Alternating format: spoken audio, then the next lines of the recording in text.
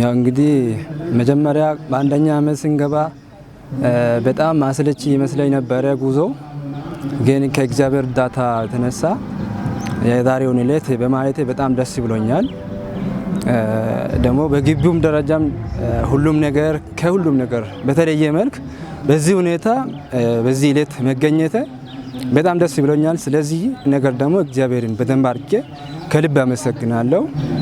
በእርግጥ በዚህ ስንማር እኔም ከጓደኞቼ ጋር ስማር ሁለት ባች ነበረ ያስመረቀ ነውና በሁለት ባቾች ስናስመርቅ ምረቃቸው ላይ ስንገኝ በጣም ምረቃስ ሲያጓጓን ነበረ። እኔ እንደራሴ ሲያጓጓኝ ነበርና በዚህ ዕለት ደግሞ የራሴ ምስጋና ምረቃ ላይ በመቆሜ ይሄ ደግሞ ልዩ ቀን በማግኘቴ በጣም ደስታ ተሰምቶኛል ከልብ።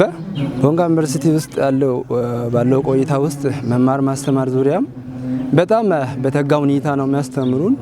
መምህራኖችን በጣም ማደንቃቸው ያላቸውን ጊዜ ሰውቶ ራሳቸውን ሰውቶ ነው የሚያስተምሩን እና እኛም ደግሞ የራሳችንን ድርሻ ለመወጣት ዝግጁ ሆነን ባለንበት እነሱን ደግሞ የራሳቸውን ድርሻ በደንብ ከልክ በላይ ያላቸውን አቅም አሟጥጦ በመጠቀም እኛን ለዚህ ቀን ለማብቃት ያደረጉት ጥረት አላደንቅ አላልፈምና ሰላም በሰፈነበት ደግሞ አረንጓዴ ቢሆኑ ለመኖር በጣም ምቹ እንደሆነ ከልብ ሆነ እና እውነት የሆነው ነገር ለመናገርና ለመግለጽ ወደ ኋላ አልልም አላፍርም።